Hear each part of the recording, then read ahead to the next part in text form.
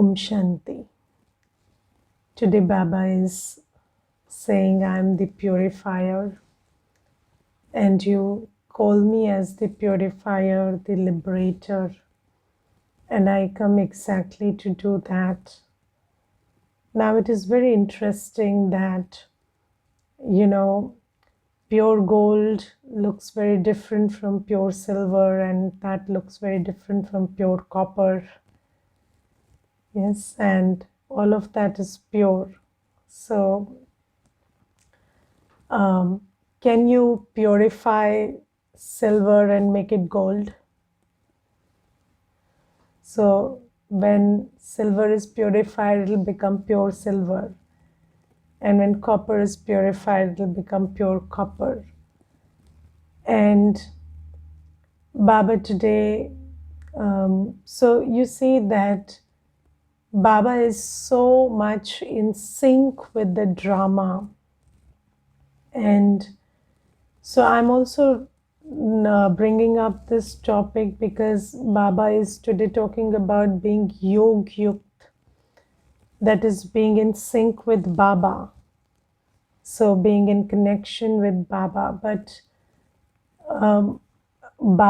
connection with Baba is based on how much we understand Baba. And Baba is always in sync with the drama. So, Baba is always performing an act, but that act is so balanced and so accurate that he never pushes, he's not in haste, he's not pushing, he's not in urgency.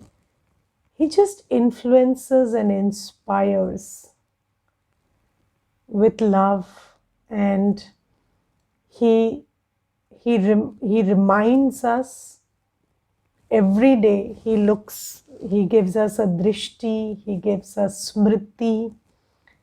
So he gives us realization about who we are, and every day he talks about the fact that you are a deity, and that in the golden age you didn't eat impure food. Today Baba says, in the golden age, my dear children, you didn't eat impure food, and there was no cigarettes you smoke in the golden age. And every day he is reminding us of who we really are, and we take our own sweet time, and he doesn't mind. That's the beauty of Baba. So Baba is so knowledgeful, and he's the ocean of knowledge, but he gives it with so much love and patience, and he doesn't judge, he doesn't force. So there is no force in what Baba is saying, and he's just inspiring us to again become who we really are. And when we read the Murli, we can see that detached, loving state in which Baba is talking. And Baba is every day reminding us of who we are. And slowly, gradually, he is asking us to come back to who we are. And Baba is not pushing anything, he's not forceful, because he knows that every soul has a destiny and they will reach their destiny. Baba doesn't want anything. Do you understand? Baba doesn't want us to become someone. Baba just wants us to go back to who we are. And he doesn't have any expectations of, oh, you should do this and shouldn't do that. He is just there, and he's every day tweaking us a little and inspiring us a little to shift. And that's such a beautiful act of God. And this balance between taking responsibility and carrying out this action of inspiring and influencing, and at the same time not having any expectation and being detached is a very great thing to have. Because what I have understood from humans is, we humans, because we have become tamopradhan and vicious and egoistic and body conscious and all of that, we have this tendency to sometimes do the right thing and sometimes do the wrong thing, but we do both of them with ego, and then it ends up being the wrong thing anyway. So, sometimes we don't understand that good and bad is not the problem. The problem is ego. And I think that the same amount of damage is done when you do the good thing with ego. So, when you do the good thing with ego, so apparently it looks like a good thing, but if you don't take into consideration the drama, and you don't allow the drama to play itself out, and you don't facilitate in a loving and detached manner, then sometimes you will end up getting results which are very short term and unsustainable. So, you might get a result. So let me just tell you something. So let's say good karma. So good karma is, so we always talk in the class about, happiness is a product of good karma. So if you don't do anything, you don't get anything. That's true, right? So you don't do anything, you can't get happy. So you have to do something, right? So let's say you engage somebody very productively by force because you think that's a good thing to do, and happiness is a product of good karma, and you want that person to be happy. But there is force in that action because you have not realized that they can only go where they are destined to, and they can only go at the speed at which they are destined to. So you're trying to speed up the process, and then what happens is you end up being miserable, and the other person ends up being miserable, and it's a whole lot of greater mess. So, it's very important that you inspire and influence, but at the same time, there has to be a lot of detachment. Just like Baba, you see, Baba doesn't force, and Baba, Baba, Baba every day, he's talking about purity and discipline and remembrance, and he doesn't leave any opportunity, but he doesn't force. And then you choose, and choices are sustainable. So even if you make a person do a good thing by force, that won't be sustainable because they don't realize the value of that good act. So when you make somebody do the good thing by force, it ends up being the bad thing. Because force is an indicator of ego. I don't know whether you're getting it, because there are many incidents where I see that parents are trying to drive into children something, or whether you want your child to be a sportsman, or you want your child to be study well or do well, or whatever it is, your intention is good, but then you have to do it like Baba. So you have to keep providing them the right atmosphere, and you have to keep inspiring them and telling them that, reminding them of who they are and what they are capable of. And then you have to let them make their choices. So every soul has to be inspired enough to make the right choice. And there are some choices that you make for the child. and the child doesn't have any say in that. Or you cannot ask a 3-year-old which school you want to go. So that would be taking it too far. So you make that choice for the child, okay? Or your child is a 5-year-old or a 10-year-old, and then you want them to get admitted in a certain sport or some activity and or some classes. You can enroll them at that time. And but when it comes to, so it's a very, it's point to point discernment.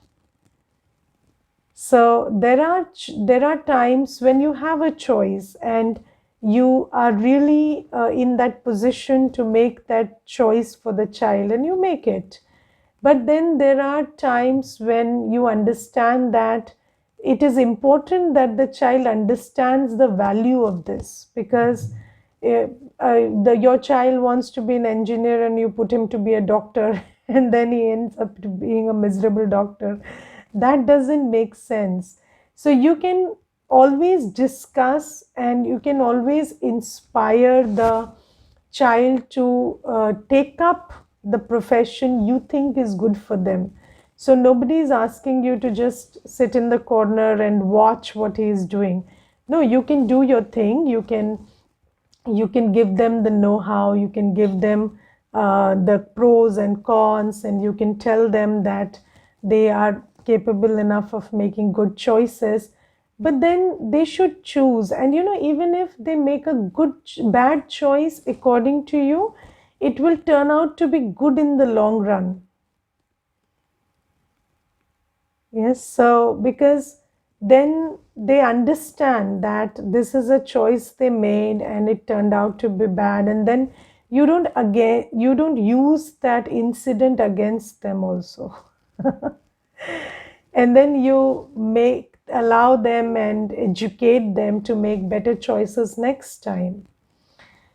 So a detached facilitator is something that we need to learn from Baba. And Baba is in the blessing today talking about elevated actions. And I really was thinking about what is elevated action. And then Baba says that, so there is a bad action, there is a positive action, there is a negative action, and then there is an elevated action. And elevated action is something that Baba does and Baba teaches.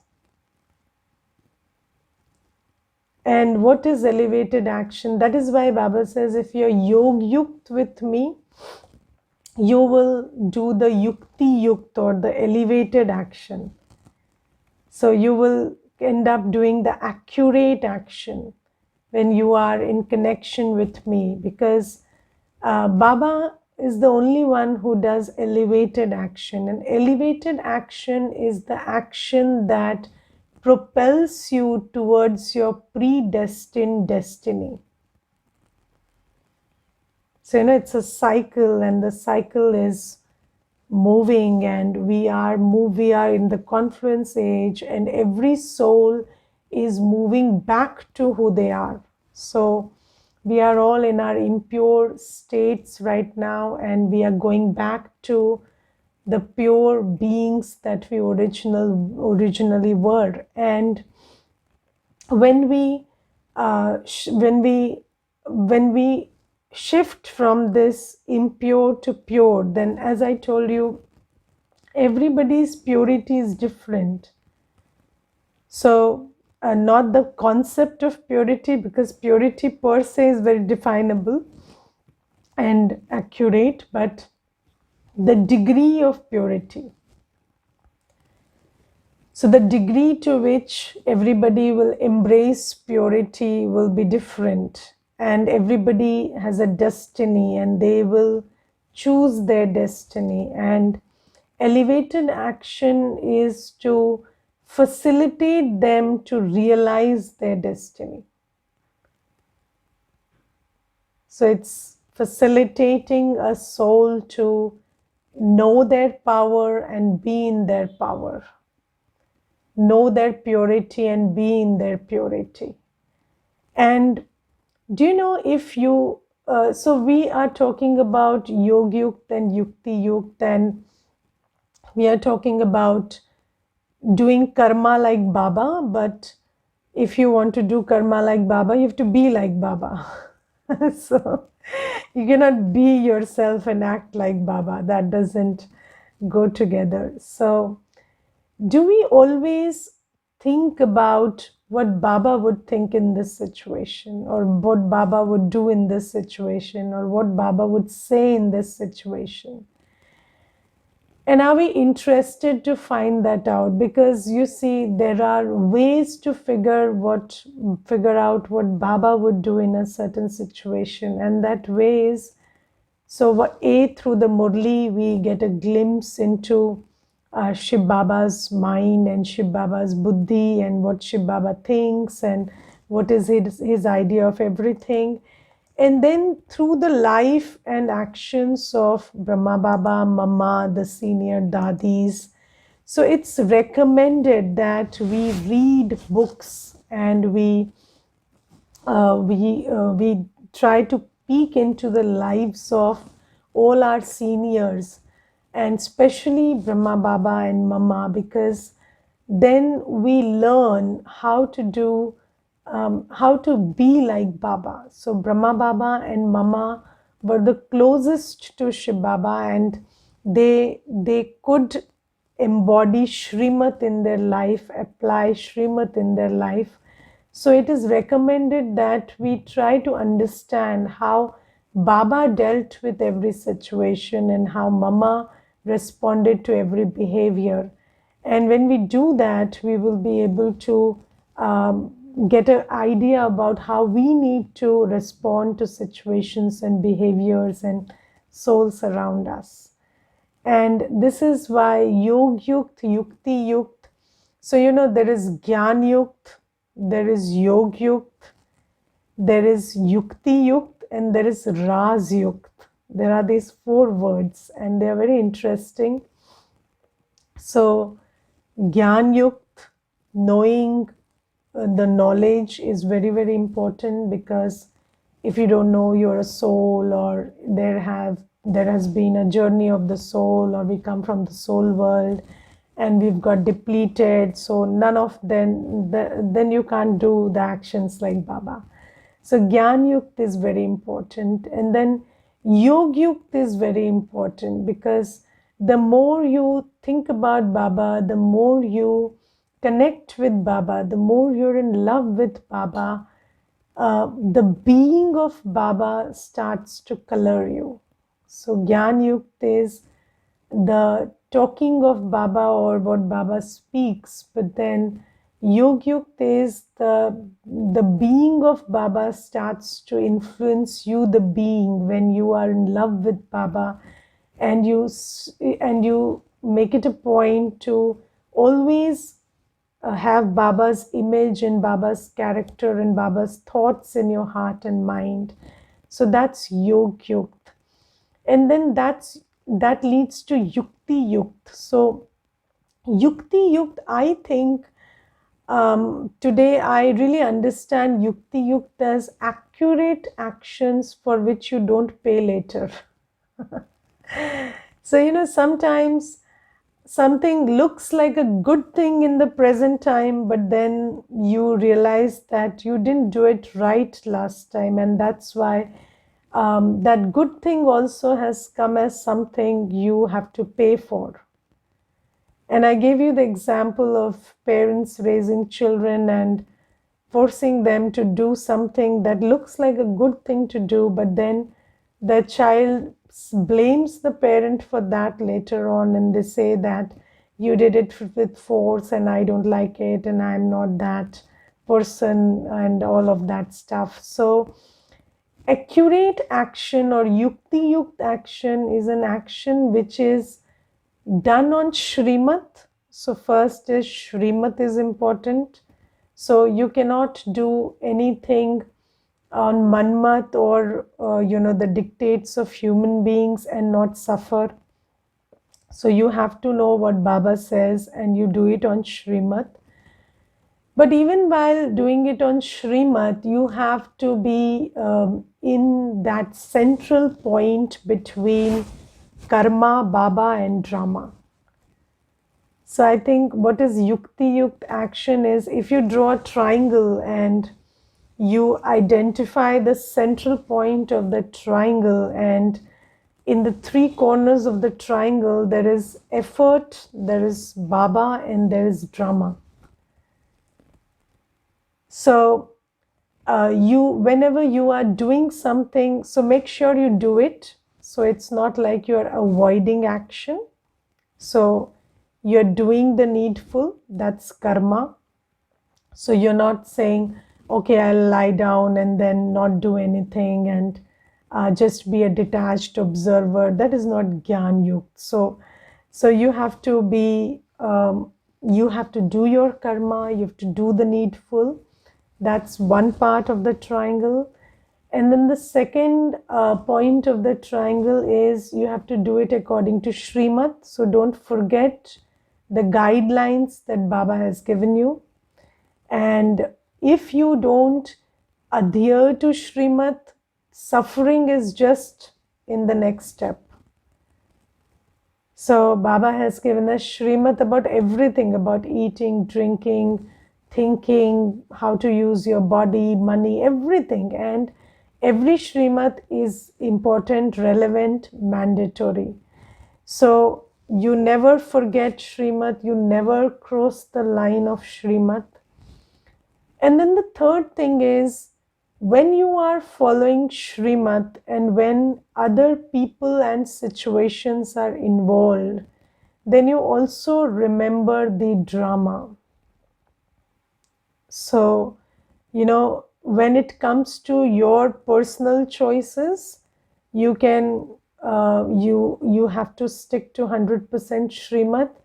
And when it comes to making choices for others or making choices vis-a-vis situations, then you also remember the drama, so that you do the needful and you don't do extra. So, sometimes you are so excited about doing something that you end up doing it more than necessary. And then you have to bear the consequences of that. So if you just water a seed with more water than necessary, then what happens? Yes, you have to discern. So it'll get, so the seed will decay, it will not sprout if you water it more than necessary. Now the thing is, can you drink more water than necessary? You will know, right? So when it comes to yourself, push yourself as hard as you can. Because automatically you will know how much to do and what not to do. So don't listen to Maya. So Maya will always tell you that this is the limit, you can't go further than that. But always keep pushing harder, because you can only go as far as you can. But when it comes to others, see for the signs also. Don't. So I'm not talking about choices you make about yourself in the context of others. So those are different choices. Okay. So when you have to choose for yourself, you make the best choice. But when it comes to playing a role in the case of others and in situations, you also take cognizance of the drama. Because if you don't keep drama in between, then you will use elements of ego which you will not discern at that time, and that will make you pay later. So is it making sense, whatever I'm saying? So you have to discern that very well. So that's something that Baba says. So this is about Ras Yukt. So don't forget the secrets of the drama that Baba has told you. So when you are Yog Yukt, Yukti Yukt, you also balance it with Ras Yukt, which is, you always remember the Ras of the drama. So the secret of the drama, that silver can be polished and made silver, and copper can be polished and made copper, pure copper. But if you try, just try moving with this idea that if you purify the silver too much, it will become gold. So if you if you move with this idea and you don't know where to stop pouring the hydrochloric acid, it might just turn out to be really bad and messy. So that's something that you have to keep in mind. And I think, understanding these balances are not very helpful. So yes, they are helpful a little, but they are not very helpful to understand these balances. What is really helpful is working on your purity and working on your Yog Yukt stage.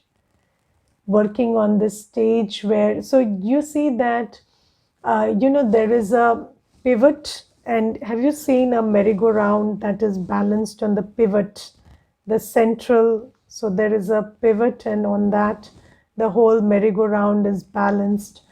So if you try to just understand that this shouldn't go this much and that shouldn't go that side 1 inch and 3 inches and 4 inches, it doesn't help. But if you know where the pivot is, you can just place that merry-go-round there and it'll stay balanced, and then things can move around it very easily. Or, the fulcrum, what we call when it comes to the seesaw. So it's very important to understand what do you want, what's your idea. So when you are manufacturing a seesaw, you want it to go up and down, but you should also know how to make it go up and down, and that is by resting it on the fulcrum. Similarly, Baba says that it's very important to understand what accurate behavior you want to arrive at. So that is the first portion of the class. But then how you go about it is another story. So it's not by understanding that you balance it, you will balance it. So how you will come to that balance is by coming to your inner balance. So the truth is that I am a soul, and my original quality is purity and peace and love and knowledge and power. And I am Baba's. I belong to Baba. So when you start working towards coming back to your purity and building that connection where with every thought, every word, you don't feel connected with the situation or the person, but with Baba, while you're carrying it out in the context of the person or the situation. So if you are able to recalibrate yourself to your fulcrum, to your pivotal position, then you will be able to create balance outside. And that fulcrum, so we usually, so when we become BKs and we come from the world, and then we come to Baba, and we come with an intention, and mostly the intention is to sort things outside. So you want to sort everything outside, and you want everything outside to be in balance, and you want to make good decisions on the outside for which you don't pay later, but they cannot come until you sort out the inside. And I tell you, even BKs, they don't spend a lot of time sorting out the inside. Not as much as Baba would like. And Baba always inspires us to spend more time, make more effort for purity, and he always influences us and says that, you see, I am the purest of the pure and you're my child, and you work on your purity and you work on your connection with me. Do everything in my remembrance. So don't think about the work, don't think about the result, don't think about the opinion and of the people involved. Think about how I would respond to that situation and do that. Because you are in a situation and it needs response. So you just do that. And don't act out of fear, don't act out of expectation, don't act out of other emotions which usually drive you in a situation. So, what is Yog Yukt? Yog Yukt is when you are in a situation, because obviously all action takes place in a context, there is no context free action. So, when you are in a context, you are in a situation, so you act in that context, but you don't think about that context. You think about how Baba would act in that context and do that. And that will lead to the result. Because if you are afraid of the consequences, if you're full of expectation about you want this result or that result, then you will end up doing the wrong thing in that situation. So Baba says, keep working on your purity, keep working on your knowledgeful state, keep working. And of course, it will only get better with time. So you cannot become your purest self, and you will learn, you will make mistakes. And don't mind the mistakes. The mistakes are good because, and the mistakes are only good for a knowledgeful soul. When you are full of knowledge, the mistake will give you an insight into something you need to learn. And if you're not knowledgeful, then mistakes lead to more mistakes. But then if you're knowledgeful and you learn from your mistakes, then every mistake is also a stepping stone. So don't lament your mistakes, because I have seen people continuously making mistakes and continuously being guilty about the past mistakes. So that doesn't help. So don't have any regrets. The drama is predestined. So whatever happened, happened. And now you learned something out of it. And then you should be proud and happy that this gave you a window into learning something new. And then the next time, don't make the same mistake. Make a new one so that the mistakes are over. So that's a good way. And you know what? It helps a lot to see yourself as the soul who spent 2500 years in the golden and silver ages doing everything accurate and perfect, and then 2500 years messing up your whole karmic journey. So when you see yourself in your totality, you understand what a big work you are inside of yourself. So, you have the capacity to do the best, and you also have the capacity to make the worst mistake. Do you get that? And that's who we are dealing with. And when we are dealing with that, we have to come to terms with who we are dealing with, and then make choices accordingly. And then this is the first time we are trying to do something about ourselves, the way we are. We are not hiding behind ego. We are not using blame, or we are not using I am right. We are not going with that approach. We are trying to shift ourselves, and that's something we have never done. So it's a whole new journey, and until and unless you come to terms with what you're dealing with and how you have the capacity to be the best of the best and do everything accurate, and then you also have the capacity to mess it up big time because you have those sanskars also.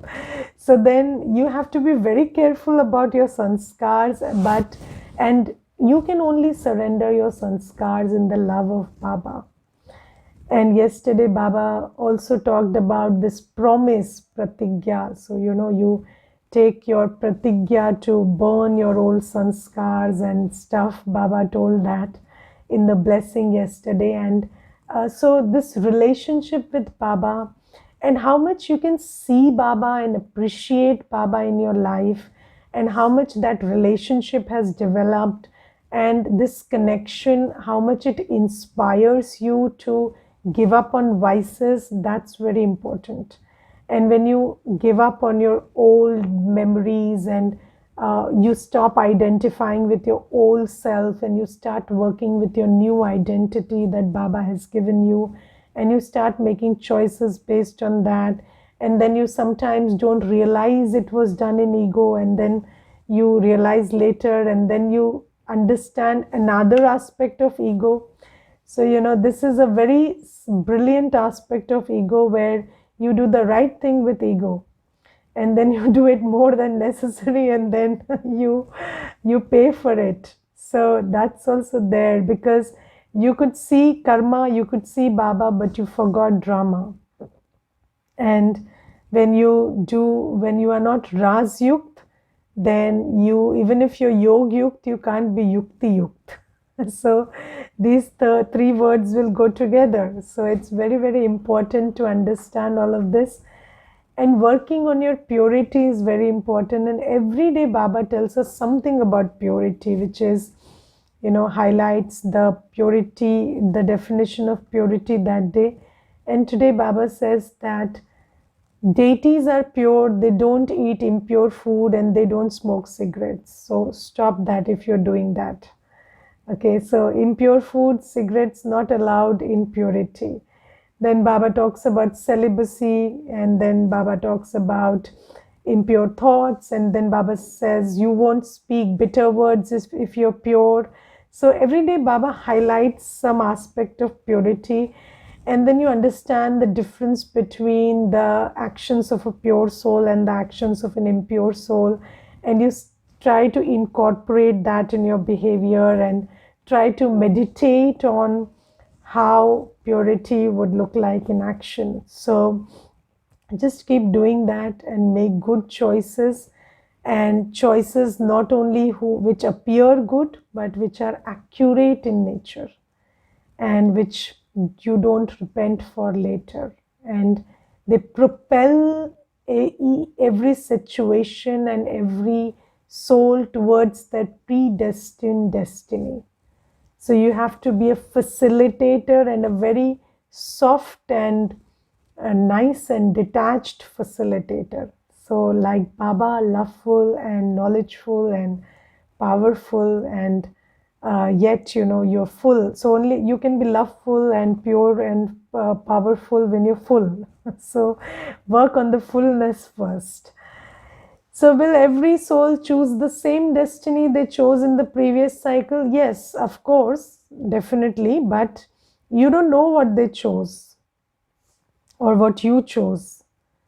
So you keep doing your purusharth to figure out what they chose. Yes, so you keep doing your purusharth to figure out what they chose, or what you chose, but remember, with yourself, be very strict and do the work that you can to the fullest, and with others also introduce that the aspect of detachment. So the aspect of being a detached observer is very, very necessary. And also, not being driven by ego, but observing, every step, how to take the next step, and how to be in sync with the drama, and listen to the drama also when you are concerned with other people and situations. So the drama also has to be considered. And with yourself, you cannot push yourself harder than you can push yourself. Let me tell you that. So push yourself the hardest, and that's your limit. Okay, so with yourself, don't be lenient. Baba always says, law for yourself and love for others. Use law for yourself and love for others. So for yourself, go by the books exactly. No love. Okay, don't use that knowledge of love to let Maya trick you into being weak.